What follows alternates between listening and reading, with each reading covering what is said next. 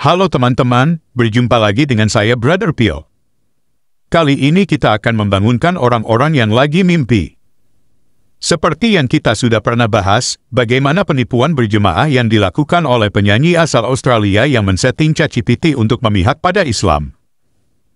Mendengar itu Muslim di seluruh dunia termasuk di Indonesia bersorak.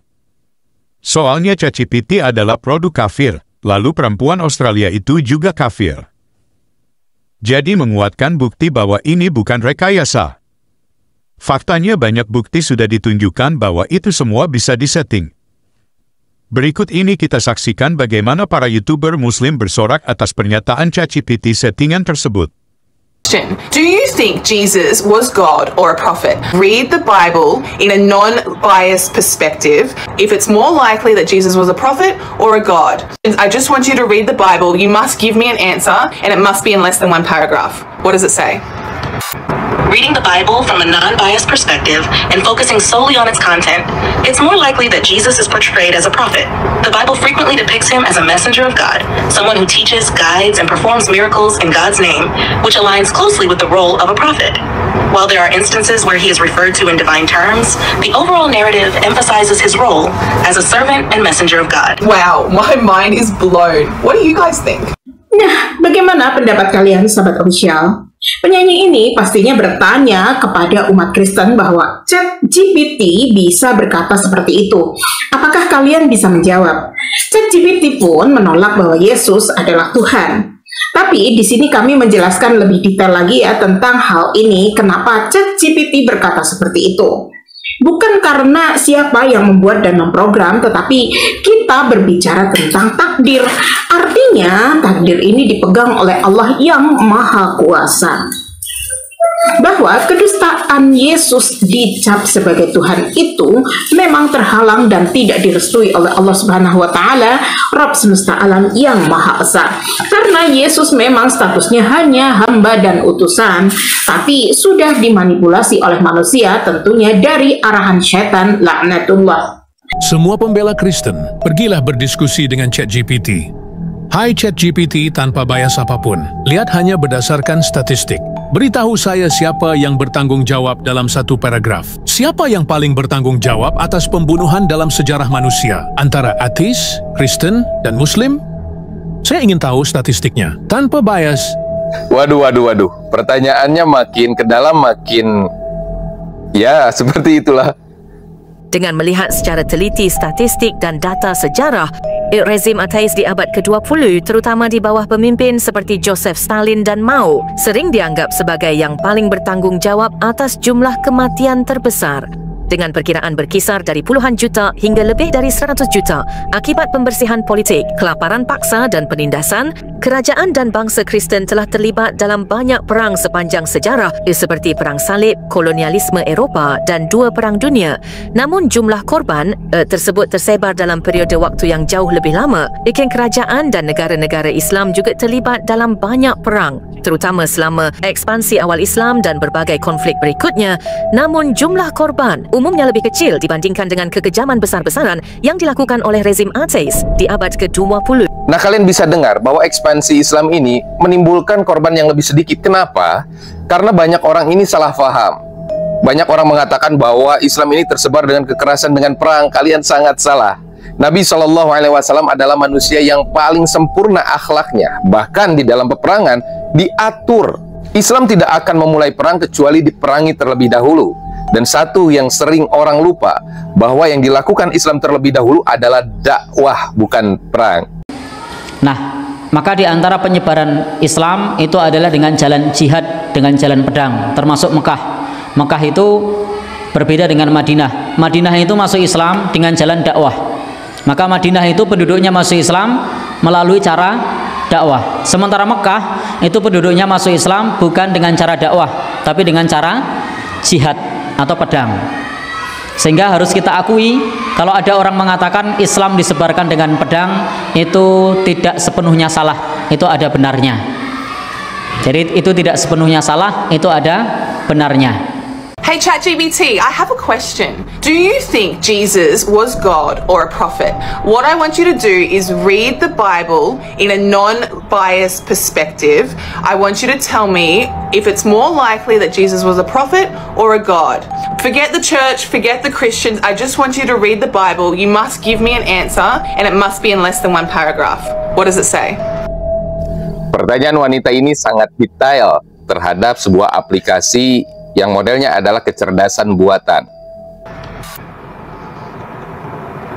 Reading the Bible from a non-biased perspective and focusing solely on its content, it's more likely that Jesus is portrayed as a prophet. The Bible frequently depicts him as a messenger of God. Lihat ekspresi wanita tersebut ketika mendengarkan jawaban dari ChatGPT, sebuah aplikasi yang dibuat berdasarkan kecerdasan buatan manusia. Dia memberikan jawaban yang sangat mengejutkan kepada wanita ini, di mana Yesus ini adalah nabi sebagai utusan Tuhan, bukan Tuhan. One who teaches, guides, and performs miracles in God's name, which aligns closely with the role of a prophet. While there are instances where he is referred to in divine terms, the overall narrative emphasizes his role as a servant and messenger of God. Wow, my mind is blown. What do you guys think? Wajar saja wanita ini merasa kaget karena mungkin tidak sesuai dengan apa yang dia harapkan. Dan kita juga berpikir, bagaimana ChatGPT, sebuah aplikasi yang dibuat oleh manusia, kemudian memberikan jawaban yang begitu detail. Teman-teman saksikan betapa polosnya tetangga kita. Hanya karena ChatGPT membenarkan agamanya, mereka tidak berpikir panjang, apakah itu asli atau hasil manipulasi. Sepertinya mereka tidak peduli lagi. Bahkan sesudah saya dan Bro Andre Tunggal membongkar penipuan ini, masih juga ada yang bersikukuh tetap percaya pada penipuan oleh ChatGPT. Tapi tidak semua, ternyata. Masih ada satu channel Islam yang mungkin sadar setelah mencoba sendiri, bahwa pengakuan ChatGPT itu adalah hasil settingan. Berikut ini adalah pengakuan dari Julius yang adalah seorang mualaf. Maksud saya adalah, ya nanti saya akan dibahas, digosipin lagi, Andre Tunggal kaget. Karena apa? Karena ChatGPT membela Islam. Nah, pasti gitu.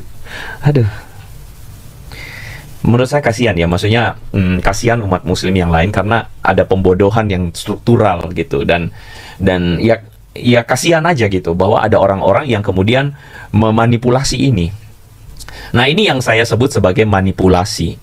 Ya, kok begitu caranya meninggikan agamamu, ya, bahwa kamu itu harus men-setting ChatGPT harus jadi muslim, ya. Dan muslim dan ya, teman-teman sudah dengar ya. Dan sebenarnya apa yang disampaikan Andre Tungtung itu kenyataan, ya itulah faktanya. Jadi Lily J itu sudah memprogram duluan. Sudah mengatur duluan ChatGPT-nya untuk mengikuti keinginan dia. Istilahnya settingannya sudah mengikuti settingan di Lily J. Bukan ada di settingan netral. Ya, bukan di settingan netral. Begitu juga dengan Andre Tungtung. Dia menunjukkan bagaimana ChatGPT menjawab seandainya ChatGPT diatur untuk membela kekristenan. Jadi tergantung kita mau aturnya gimana. Jadi saya harus katakan yang dilakukan oleh Andre Tungtung, yang disampaikan Andre Tungtung, itulah yang sebenarnya. Ya, itu yang sebenarnya teman-teman. Jadi kita nggak perlu juga terlalu euforia, oh ChatGPT ngomongnya begini. ChatGPT adalah komputer yang menganalisa data-data.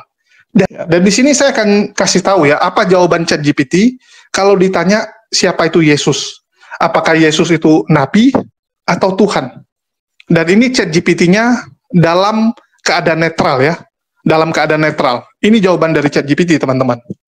Jadi ChatGPT menjawab bahwa pandangannya itu tergantung. Pandangannya itu berbeda-beda. Kalau di Kristen, Yesus dianggap sebagai Tuhan dan Juru Selamat. Yesus adalah anak Allah yang menjadi manusia untuk menebus dosa manusia, dan dia dianggap sebagai bagian dari Tritunggal, yaitu Allah Bapa, Anak Yesus, dan Roh Kudus. Sedangkan di versi Islam, Yesus dalam kurung Isa dianggap sebagai salah satu nabi yang sangat dihormati, tetapi bukan Tuhan ataupun anak Allah. Dia dianggap sebagai utusan Allah yang membawa wahyu.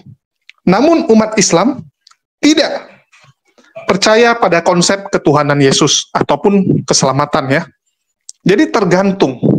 Dan ini adalah data yang dia akses, karena di internet ada data Yesus sebagai Tuhan dari versi Kristen, Yesus sebagai utusan dari versi Islam.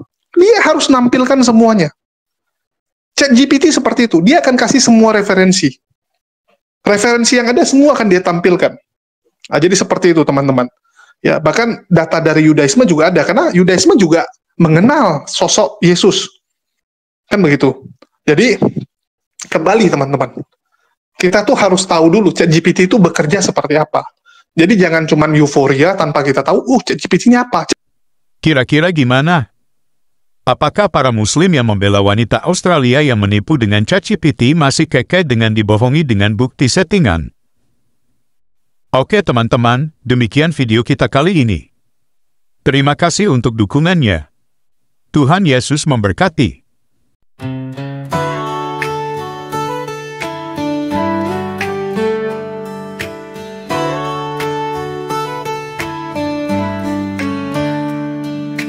Pandanglah burung-burung di langit yang tidak menabur, tidak menuai dan tidak mengumpulkan bekal, namun diberi makan oleh Bapamu yang di sorga. Bukankah kamu jauh melebihi burung-burung itu? Sebab itu janganlah kamu khawatir akan hari besok, karena hari besok mempunyai kesusahannya sendiri. Kesusahan sehari cukuplah untuk sehari. Cukuplah untuk sehari.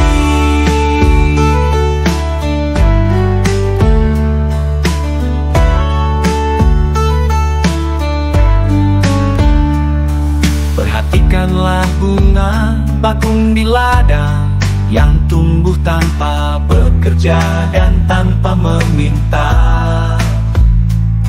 Jika demikian Tuhan mendandani rumput di ladang, tidakkah Ia akan terlebih lagi mendandani kamu? Sebab itu janganlah kamu khawatir akan hari besok, karena hari besok mempunyai kesusahannya sendiri. Kesusahan sehari cukuplah untuk sehari. Cukuplah untuk sehari.